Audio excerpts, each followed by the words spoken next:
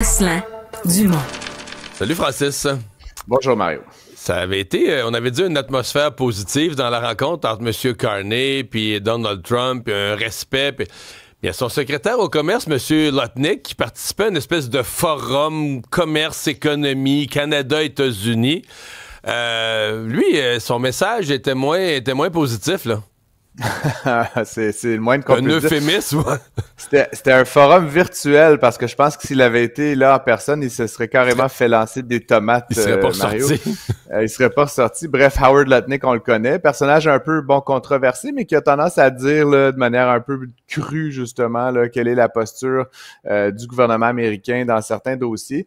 Comme tu le dis, il était l'invité là, de ce forum là, avec des participants canadiens, la Chambre de commerce, entrepreneurs, et il parlait notamment là, du secteur automobile, qui pour l'Ontario est un secteur très important, plusieurs dizaines de milliers d'emplois.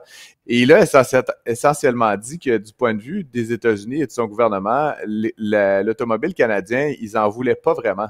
Qu'en fait, c'était America First et qu'on allait donc produire des véhicules aux États-Unis pour les Américains, puis accessoirement, si on avait besoin de vous, grosso modo, on va vous appeler. Là, c'est-à-dire qu'on s'éloigne là, vraiment à 180 degrés de la logique d'intégration, de collaboration, de création de capacité. Puis si on l'écoute, les usines d'auto de Windsor, Oshawa, tout en Ontario, on ferme la shop, là, on met la clé sur la porte, là. Ben, on va en garder, comme je dis, accessoirement, là, au besoin, là, peut-être des fois, mais c'est encore une fois vraiment loin là, d'une stratégie intégrée continentale, du moins pour le Canada. Là. Il commentait pas sur la question mexicaine, parce qu'évidemment, au Mexique, il y a un avantage définitif là, du point de vue du coût, alors que le Canada, il y a un léger avantage de coût, mais c'est plus un avantage de savoir-faire, de capacité installée, de bassin de main-d'œuvre. La question, évidemment, est toujours la même, Mario, là, c'est que comme il s'agit justement là, de plusieurs dizaines, là, voire centaines de milliers d'emplois, où va-t-on trouver ces travailleurs-là aux États-Unis là, en l'espace de quelques mois là, pour rapatrier la production? Est-ce que les compagnies américaines souhaitent ça? C'est évidemment l'État qui parle, hein, mais ce n'est pas à l'État de déterminer là, comment se font la production des biens. Et puis donc, encore une fois, si vraiment ils vont de l'avant tel quel, Mario, là, ça veut dire qu'on désintègre complètement le secteur automobile nord-américain, ça pose vraiment la question de qu'est-ce que le Canada fait. Là. C'est-à-dire, est-ce qu'on continue à déjà acheter autant de véhicules américains comme on le fait? On sait que les marques là, Ford, Chrysler, GM sont très populaires ici, notamment parce qu'elles sont en partie assemblées de notre côté de la frontière. Est-ce qu'on cherche d'autres partenaires japonais, coréens, européens ou...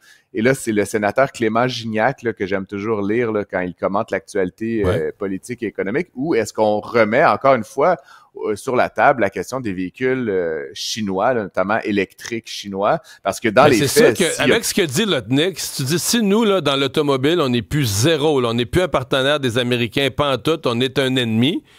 Mais pourquoi on serait leur allié? Parce que là, nous, on est comme leur allié dans le domaine de l'automobile en disant, on vous suit sur le dossier des véhicules électriques chinois, on vous imite, on vous suit, on marche dans votre trace. Puis on se fait dire de l'autre bord, non, dans le domaine automobile, on est des ennemis. Mais depuis quand tu marches dans les traces de ton ennemi, là? Exactement. Puis, tu sais, on a fait front commun continental pour protéger l'arrivée de ces véhicules-là, Mario. Mais c'est toujours la même chose. Puis, tu sais, je veux pas faire de politique avec toi, mais je trouve la perspective de l'administration Trump tellement court-termiste. Puis, je te fais un petit scénario en 2 secondes. Imagine justement là qu'il continue de nous antagoniser, que l'industrie automobile canadienne là est anéantie, puis que dans les faits, on ouvre là, les portes, les vannes là, aux véhicules électriques chinois.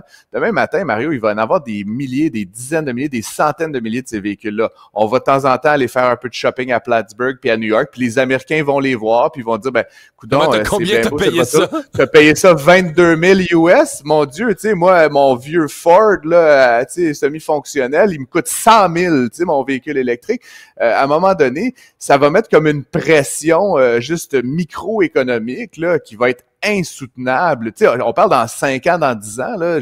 Donc, je trouve que pour quelques gains immédiats, les Américains se tirent vraiment dans le pied. Si on ouvre ces vannes-là vers le Canada, Mario, je ne donne pas long feu là, de l'industrie automobile américaine qui a énormément de difficultés à faire le passage vers les technologies modernes, notamment de l'électrification. Fait que, en tout cas, ça me semble une drôle de posture, mais pour l'instant, c'est celle de l'administration Trump et de M. Lutnick, et ça fait évidemment beaucoup, beaucoup réagir, notamment en Ontario. Bon, les gouvernements qui semblent être en début de réveil, là, en processus de déshibernation, dans le dossier des chauffeurs Inc., là, parce que, bon, il y a une pression du public, il y a les accidents, il y a les associations de camionnage qui sont furieuses aussi, les associations de véritables camionnage officiels. Tu y crois, toi, qu'on se lance dans une vraie réforme pour mettre fin au phénomène? Ça fait 15 ans là, qu'on a donné essentiellement un passe-droit à Mario, parce que c'est comme, grosso modo, là, je simplifie, mais c'est comme une genre de case qu'on coche ou qu'on ne coche pas dans un formulaire, là, c'est-à-dire l'émission de T4A, là, tu sais, les gens connaissent le T4, là, mais là, donc, dans le cas de travailleurs autonomes, en principe, il faudrait leur émettre, mais là, on dit, ah non, c'est pas c'est des Inc., là, c'est des compagnies avec qui on fait affaire, Chauffeur Inc., et donc, essentiellement, on n'a pas d'obligation, on fait pas de prélèvement à la source, c'est vraiment comme on délègue le problème là, à une autre entité, mais dans les faits, on fournit le camion, il y a un seul employeur, c'est nous qui dicte les routes, je veux dire, c'est de l'emploi rémunéré, Mario, rien de moins, sauf que ça permet évidemment de payer beaucoup moins cher, d'avoir beaucoup moins d'encadrement sur les heures travaillées, puis ça donne, comme tu le dis, des accidents, là, des morts, etc. Et des gens qui n'ont pas de formation puis qui n'ont pas les compétences pour conduire là, des poids lourds. Je trouve ça un peu drôle, Mario, ça fait 15 ans que c'est la situation, puis ça fait, moi, je me souviens là, au moins 4-5 ans que c'est tous les mois dans l'actualité et que là, François-Philippe Champagne nous dit hier, je vais vous régler ça moi dans 3 semaines. C'est comme, puis ça sort comme un lapin d'un chapeau, ça va être réglé dans le prochain budget qui doit être déposé le 4 novembre. Mais en même temps, tant mieux. Ça pourrait être réglé en relativement peu de temps parce que c'est compliqué et simple à la fois. Là, si on décidait qu'on y met fin, je veux dire, pour le gouvernement, à mon avis, c'est faisable. Il faut juste qu'ils se décident. Là.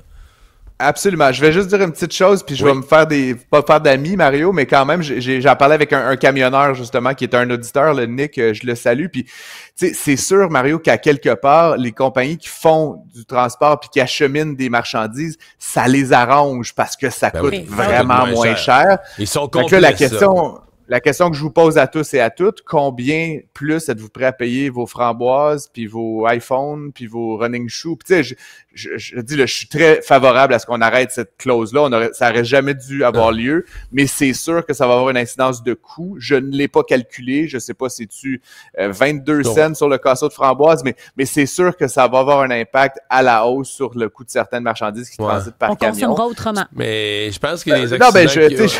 Non, je pense des accidents qui ont eu lieu on dit la même chose. Ouais, c'est ça. Sensibilise le public, mais ça reste qu'à la fin, il y a une dimension strictement microéconomique de consommer, puis ça va avoir un impact à la hausse sur les coûts. Mais je pense qu'effectivement, je vais sauver quelques familles de l'écrasement par poids lourd, puis je vais payer mes framboises le prix qu'elles valent, Marie aussi.